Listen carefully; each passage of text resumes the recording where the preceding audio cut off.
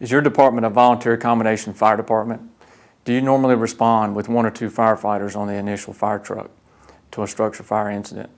If so, this course is for you. According to the NFPA 2011 survey of fire departments, over 85% of the nation's fire departments are volunteer or mostly volunteer organizations. Typically in the volunteer combination setting, there's only a few personnel arriving on the scene in a fire truck or in a personal vehicle. This means that 5, 10, 15 minutes later, help is showing up. So initially, some things need to be done that are critical to mitigating the incident. Depending on the complexity of the incident, critical decisions must be made by the initial arriving officer. This includes whether or not you have a rescue situation, the location of the fire, type and location of water supply, and what are you going to do with the incoming units as they arrive on the scene. Training and experience affect the initial decisions made on a structure fire incident. You cannot expect your recruit firefighter to be able to make the same decisions as your most experienced firefighter. I mentioned earlier that some volunteer firefighters respond to an incident in their personal vehicle. This happens in some areas where the fire department allows the firefighters to carry gear in their vehicle and respond to an incident. It may not be always possible for a firefighter to respond to the fire station and pick up equipment. This is true especially in settings where departments rely on their firefighters to respond from their place of employment to an incident. The fact that the firefighter is showing up in their personal vehicle can hamper their abilities to initially manage a structure fire incident. However, there are some things that we're going to talk about in this class that the firefighter showing up in their POV can do until equipment arrives on the scene. Jobs, family, other personal commitments affect the volunteer's ability to respond on an incident. In today's economic climate, we're finding that firefighters are being laid off or there are hiring freezes taking place, which affects the number of personnel arriving on an incident. Because of this, firefighters are arriving on the scene quicker with lower manpower initially. In this course, we're going to talk about firefighting tactics in low manpower situations, OSHA's 2 in, 2 out rule, and other things that can keep you safe and effectively manage a structure fire incident while the cavalry is on the way. It's crucial for you to understand that I am not advocating that you fight structure fire incidents with limited manpower. It's important that you have the proper resources and manpower on the way to help you manage a structure fire incident depending on the complexity of the incident. However, what we're going to be focused on today is those initial few moments that you arrive on the scene while that help is on the way. How many firefighters are responding on your first out truck?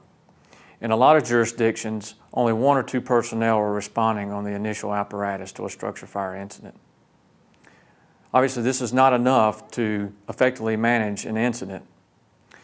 They rely on the personal vehicles to respond to the incident to form that company. Does the time of day affect the number of volunteers that are responding with your department? If it's during the day, a lot of volunteers work and are unable to respond from their place of employment to an incident. Therefore, it's important that you have the proper resources on the way. This may mean that you have to call for additional units to respond to assist you. Prior to response, it's important for the responder to understand the standards that affect the fire service industry. The 2 main standards that we're going to talk about today is OSHA and NFPA. OSHA 1910-134 is the respiratory protection standard, and NFPA 1500 Chapter 8 addresses 2 in, 2 out. Application of the OSHA standard and NFPA standard is going to vary from state to state and department to department. It's important for every agency to understand how those standards apply to their particular department. It is important to understand that in some jurisdictions these standards are enforceable by law. However, in other jurisdictions, the department may be exempt from these standards. It is strongly urged that the department incorporate these standards into their operations. First, we're going to talk about OSHA 1910-134, the respiratory protection standard. This standard talks about 2 or more firefighters that must be in contact with one another either by visual or voice contact at all times. While these 2 firefighters are operating inside an IDLH atmosphere, there should be 2 firefighters outside standing by to facilitate a rescue in the event those 2 firefighters in the IDLH atmosphere are in trouble. But remember, the 2 in, 2 out regulation does not take effect until the firefighters begin to perform interior structural firefighting activities. While the fire is in the incipient stage, which is determined by the incident commander, or when emergency rescue operations are required before the entire team is assembled, the standard does not require the 2-member teams inside and the 2-member teams outside the structure. An example could be a fire confined to a small trash can in a bedroom. The incident commander could deem that an incipient stage fire, therefore not requiring 2 in, 2 out. This brings up the question, what happens if the initial arriving firefighter is your newest rookie? If it's the chief or a captain, they'll naturally assume the role of incident commander and make those decisions of whether to enter or not to enter. But what about that recruit firefighter, the newest firefighter? Do they make the decision? This is where training and experience play an important role in making those decisions. This further emphasizes the point that training is key, especially for that recruit firefighter. You don't want personnel arriving on the scene initially that could potentially make a decision that can harm them or further exacerbate the incident. It's important that that responder have training such as firefighter 1 and 2 training or state firefighter training prior to being able to respond, so when they do arrive, they can make some initial decisions. Again, you need to learn how OSHA applies to your organization. Application to volunteer personnel in a volunteer fire department, a municipal or county department, or a nonprofit fire department depends on the department and how they treat their volunteers. Something such as a stipend pay, pay on call, paying for trainings could constitute an employee-employer relationship. Therefore, the OSHA standard would apply to those particular responders. It's important for the department to seek advice from the State Department of Labor or even legal counsel to provide some direction on whether or not OSHA applies to that particular organization. NFPA 1500 Chapter 8 addresses emergency scene operations. Like OSHA, NFPA says operating crews of 2 or more in IDLH atmospheres. NFPA adds that 1 member is permitted to engage in another activity such as the incident commander or apparatus operator if they're in the standby crew, provided communications is maintained with that interior crew. It's important to understand that if you do assign a task to anyone in the standby crew, that task should not jeopardize any firefighter on the scene. This means that if the task, when abandoned, could potentially affect any of the firefighters on the scene, then it should not be assigned.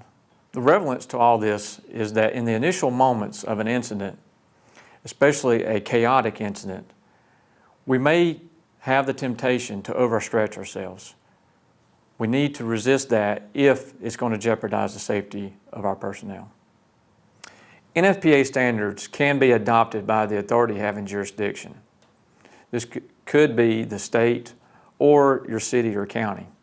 If adopted by the ASJ, then they are enforceable by law. It's also important to understand that NFPA standards are industry standards. And if there's an issue of criminal or civil liability or negligence, then these standards may be referred to answer the questions, who's right and who's wrong. These 2 standards can limit the initial actions a firefighter can take. However, there's some useful things that a firefighter can perform that we're going to discuss in this program. We talked about the standards that affect the volunteer's response to a structure fire incident. Let's talk a little bit about the fire behavior and how fire behavior today has changed over the years. Underwriters Laboratories has performed extensive testing on fire behavior, especially in newer constructed homes, homes with newer furnishings. And what UL has determined is fires today are burning a lot hotter and a lot faster. What this means is by the time sufficient personnel arrive on the scene, structural collapse could be imminent. Even more the reason not to ignore the 2-in, 2-out rule. So let's talk about thoughts that you should have while responding to an incident. While en route to an incident, some things that should be going through your mind are the location of the incident. Are there some accessibility issues to the incident? Could there be a gate or long driveway to the structure that may hamper access by traditional fire apparatus? What about water supply? Is it a rural water supply?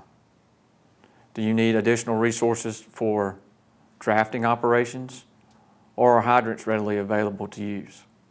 For an example, if you know that you have an issue with accessibility, you want to make sure that you get the appropriate equipment on the way. This may mean radioing in to communications requesting a brush truck or other unit that can respond into the scene. Also, if you know there might be an issue with water supply, then you want to make sure that you have the proper resources on the way for that as well. This may mean calling for additional apparatus to go to a drafting site to draft from a static water source, or call for additional tankers to facilitate a tanker shuttle. Because volunteers work and live in the communities that they volunteer in, they commonly know lots of information that other responders may not. For an example, let's say that you're responding to a reported barn fire down the road from your residence. It may be a neighbor that you know, Fred Smith, and you know that Fred Smith stores some type of flammable materials in his barn. That's critical information that needs to be conveyed to the responders. I mentioned about water supply and accessibility issues and making sure that you have enough resources on the way to address those potential issues.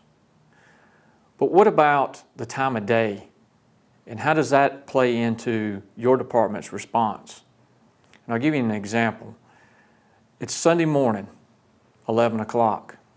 Where are most of the volunteers in your department? Probably in church. So if an incident comes in during that time, how many personnel are going to be available to respond to that incident?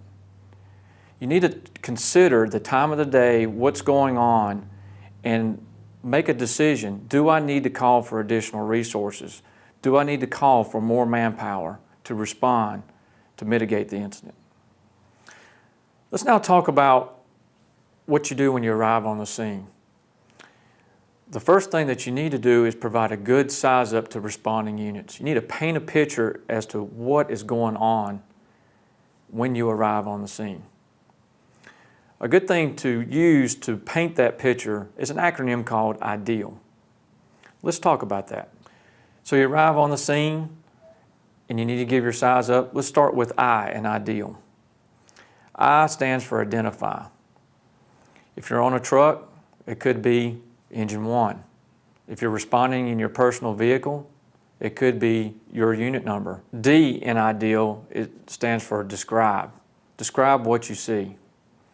While you don't want to be too descriptive, you still need to provide a short report as to exactly what you have and what is going on. For an example, 2-story residence, smoke showing from the 2nd floor. Describing what you see when you arrive on the scene initially is one of the most valuable things that you can do for other responding units. This helps paint a picture as to exactly what they're responding to and what the conditions are. E in IDEAL is to explain what you're going to do once you arrive on the scene. For an example, are you going to pull a hose and do an offensive attack inside the structure? Or is it going to be a defensive attack? Or it could be a transitional attack. These are things that you need to let other responders know so they know when they arrive on the scene what is going to take place on the incident. A in IDEAL stands for assume command. The question here is what type of command? Is it formal command or combative command? What I mean by this is, are you going to assume a command role where you're not going to be committed to any other type of task? Or, depending on the incident, are you going to have to assume a combative role where you're going to be carrying out a task and commanding the incident? Why is relaying this information important? Well, for an example, I assume a combative command role. This lets personnel know that I'm not going to be standing outside in the front yard talking on a radio, that I'm actually going to be inside the structure conducting operations. Therefore, it could be I'm in an air pack, my communications could be muffled, could be hard to understand me. So they understand what I'm doing on the incident while they're responding. Once they arrive on the scene, it's important for me to either step back and take a more formal command role or pass that on to arriving units. L in IDEAL stands for let incoming units know what they're going to be doing. For an example, if you need an engine to lay a line to your engine, that needs to be relayed over the radio. It's important that you let other units know what you want them to do. If you don't, I can guarantee you they're going to find something to do. Okay, let's set this up. I'm responding with another firefighter on engine 1, and we're responding to a residential structure fire. We arrive on the scene. I'm the officer. This would be a sample report that I would give. Engine 1 is on the scene. I have a 2-story residential structure with smoke showing from the 2nd floor. Engine 1 will be assuming combative command. Assign attack channel.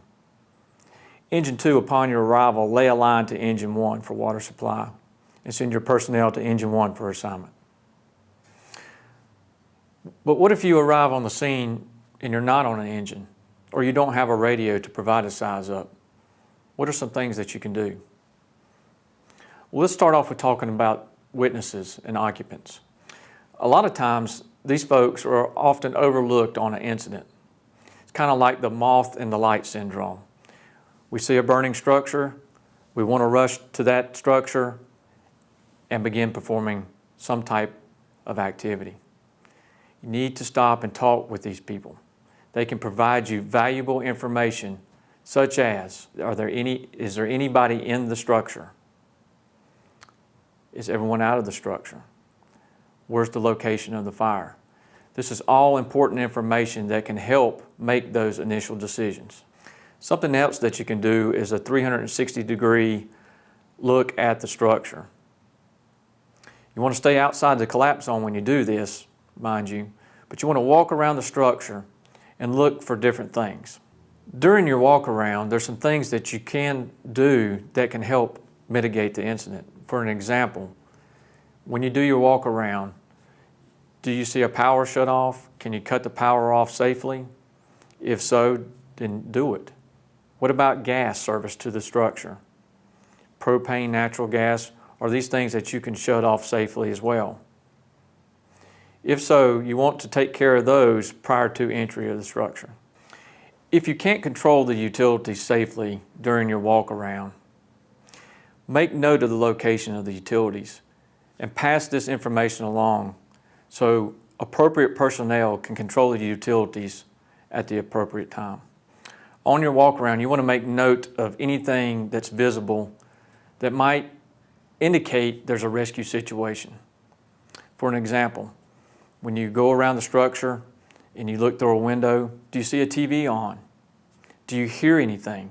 These are things that you need to make sure that you pay attention to during your walk around, because if there is a rescue situation, that will necessitate actions right away.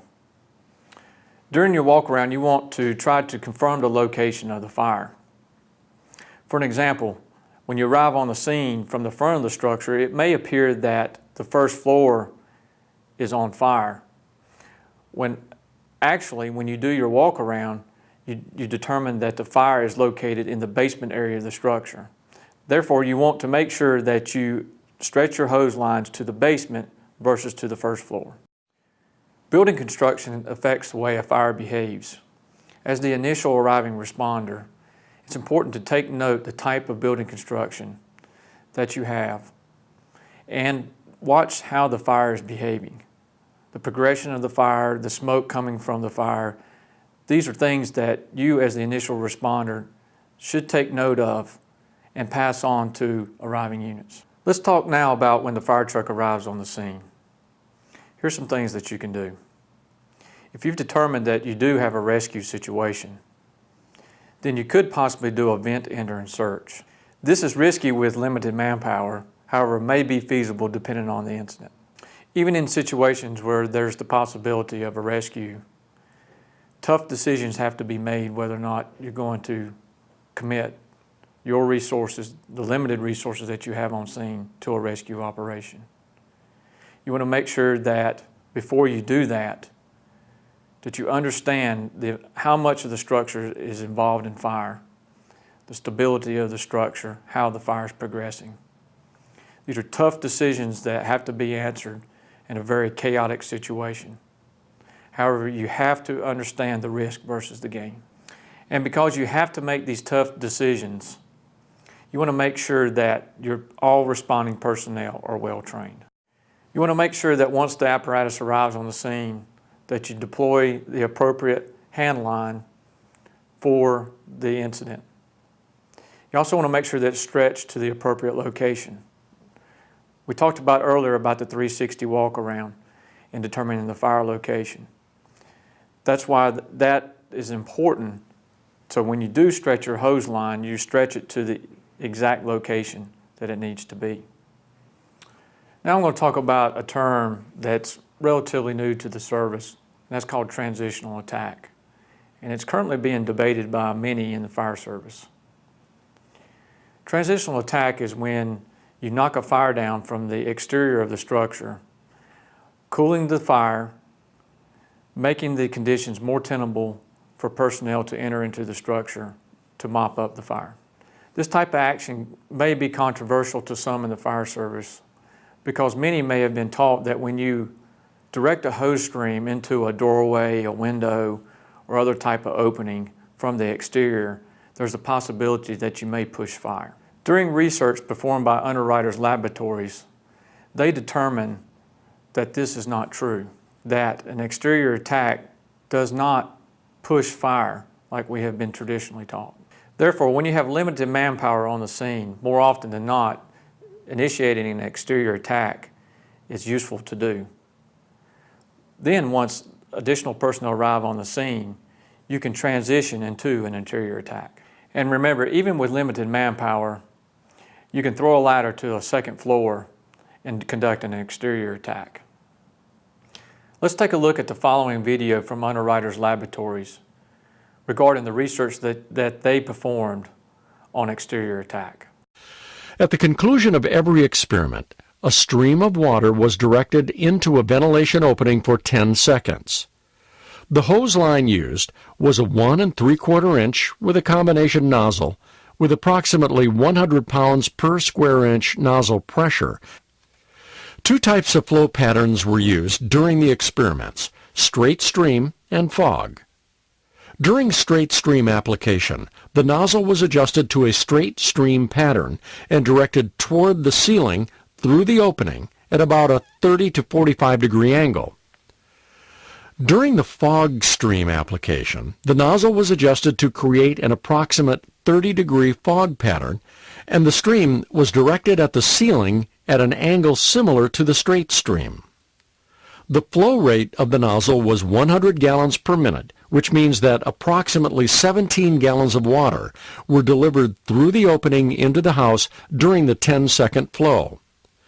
The purpose of this flow was not to extinguish the fire, but to suppress the burning gases and to see if there was an impact to the surrounding rooms as it pertains to pushing fire. This would allow the potential fire attack crew to slow the fire down prior to making entry. Now that you've seen the video regarding exterior attack, let's talk about the streams that can be used for an exterior attack. You may be wondering, is fog stream the best stream to use, or maybe a straight stream? Underwriters Laboratories researched this question. Take a look at the next video. While temperatures were not impacted, there was an impact on visibility, or the disruption of the thermal layer, when the fog stream was used in experiment 14 and 15. Two key factors for this were the air entrainment on the stream and the presence of a flow path. The flow from the nozzle caused steam formation, and that steam flowed through the flow path created by the open door and windows. This did not occur with the use of the straight stream water application, but the fog stream was more effective at cooling during these experiments.